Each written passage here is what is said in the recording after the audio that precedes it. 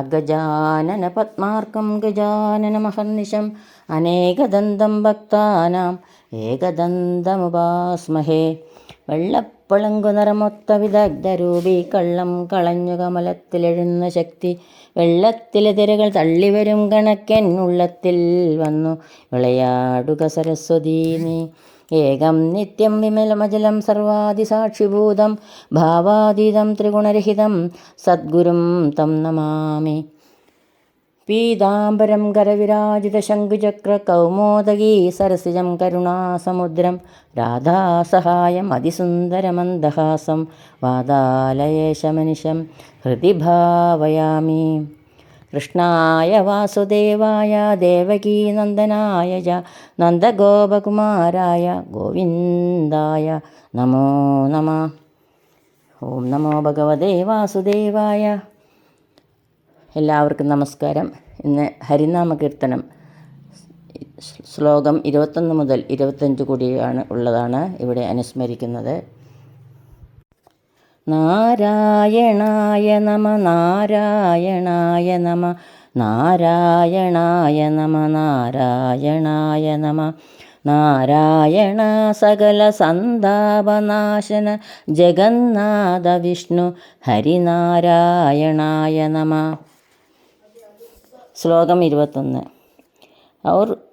ഇർഭോഷനെന്നു ചിലർ ഭാഷിക്കിലും ചിലർ കളിപ്പാവയെന്നു പറയുന്നാകിലും മനസ്സി ആവോ നമുക്ക് തിരിയായെന്നുറച്ചു തിരുനാമങ്ങൾ ചൊൽക ഹരിനാരായണായ നമ.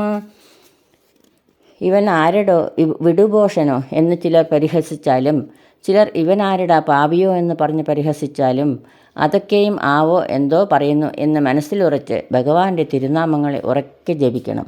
ഭക്തന്മാരായവർ നാമങ്ങളെ ഉറക്കെ ജപിക്കണം. ചിലപ്പോൾ ഇത്രനാളും ഭഗവൻ നാമത്തെ ഉപേക്ഷിച്ചല്ലോ എന്ന് കരയുകയും ചിലപ്പോൾ ഭഗവൻ നാമത്തെ ജപിക്കാൻ സംഗതി വന്നല്ലോ എന്ന് രസിക്കുകയും ജപിക്കാഞ്ഞാൽ നരകത്തിൽ പോകുമല്ലോ എന്ന് ദുഃഖിക്കുകയും ചിലപ്പോൾ സന്തോഷം കൊണ്ട് കൂത്താടുകയും ചിലപ്പോൾ മൂളിപ്പാട്ട് പാടുകയും ചെയ്യുമെന്ന് ഭാഗവതത്തിൽ പ്രസ്താവിച്ചിരിക്കുന്നു. അതിൽ വെച്ച് ചിലർ പരിഹസിച്ചാലും എന്തു പറഞ്ഞാലും അത് കേൾക്കാതെ ഭഗവൻ നാമത്തെ ഉച്ചരിപ്പാൻ സംഗതി വരുത്തണേ നാരായണ. അതിനായി ഞാൻ നമസ്കരിക്കുന്നു. അടുത്ത 22ഉം 23ഉം ശ്ലോകങ്ങൾ ഒന്നിച്ചാണ് ഇവിടെ പറയുന്നത്. നുസ്മാതി ചേർത്തൊരു പൊരുത്തം നിനക്കിലും ഇത് അജിതൻ്റെ നാമഗുണമതിനിങ്ങു വേണ്ട ദൃഢം. ഒരു കോടി തവ തിരുനാമം ഉള്ളവയിൽ അരുതാത്തതില്ല ഹരിനാരായണായ നമ. ശ്ലോകം 23. ലൂകാരമാതി മുതലായിട്ടു ഞാനുമിഹ കൈകൂപ്പി വീണുടനിരക്കുന്നു നാഥനോടു ഏകാന്ത ഭക്തിയകമേ വന്നുദിപ്പതിനു വൈകുന്നതെന്തു ഹരിനാരായണായ നമ. ലൂകാരം ചന്ദ്രനാകുന്നു. ചന്ദ്രൻ, ആദിത്യൻ, ഇന്ദ്രൻ മുതലായ എല്ലാം ഈശ്വരമയമെന്ന് വിചാരിച്ച് കൈ രണ്ടും തലയിന്മേൽ വെച്ച് സാഷ്ടാംഗമായി വീണു നമസ്കരിച്ചിട്ട് നാഥനായ ഈശ്വരനോട് വളരെ ഇരക്കുന്നു. എന്തിനെന്ന് വെച്ചാൽ ഏകാന്തമായ ഭക്തി എന്നും പ്രാകൃത ഭക്തി എന്നും 2 വിധമുണ്ട് ഭക്തി. പ്രാകൃത ഭക്തി എന്നത് കർമ്മത്തിലുള്ള ഭക്തിയാകുന്നു.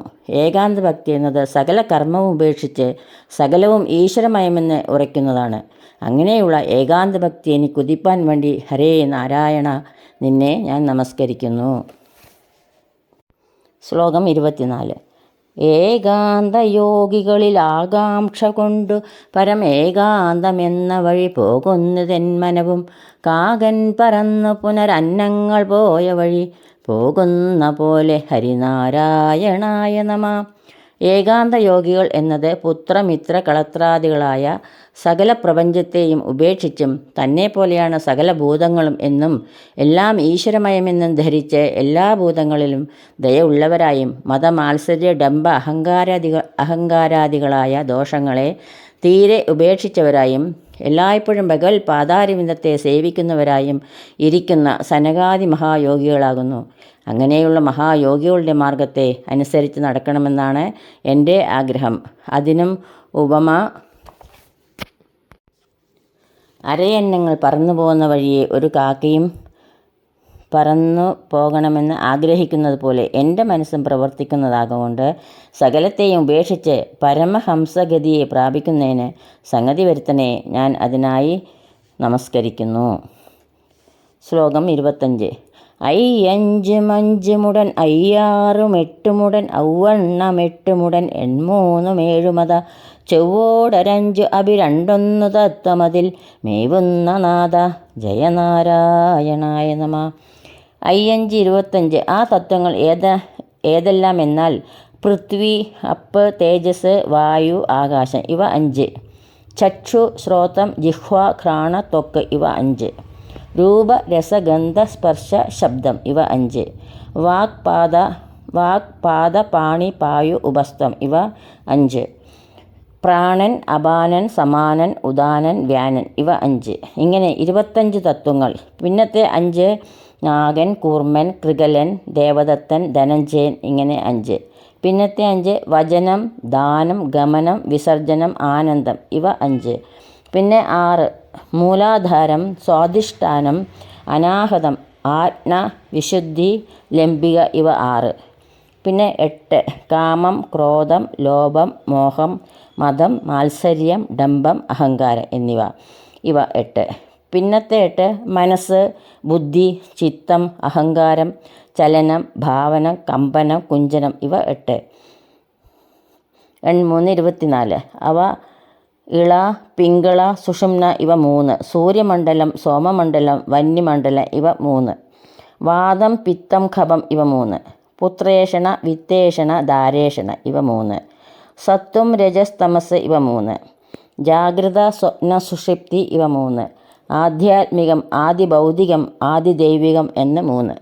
സ്ഥൂലം, സൂക്ഷ്മം, കാരണം ഇവ 3. ഇങ്ങനെ 24. പിന്നെ 7 രസം, രക്തം, മാംസം, മേധസ്, മജ്ജ, അസ്ഥി, ശുക്ലം എന്നിവ 7. പിന്നത്തെ 5 അന്നമയം, മനോമയം, പ്രാണമയം, വിജ്ഞാനമയം, ആനന്ദമയം എന്നിവ 5. 2ഉം 1ഉം 3. അത് ബ്രഹ്മൻ, വിഷ്ണു, രുദ്രൻ എന്ന് 3. ഇങ്ങനെ 96 തത്വത്തിലാണ് ഈശ്വരൻ്റെ സ്ഥിതി എന്ന് എൻ്റെ മനസ്സിൽ ഉറപ്പാൻ വേണ്ടി നാരായണ നിന്നെ ഞാൻ നമസ്കരിക്കുന്നു.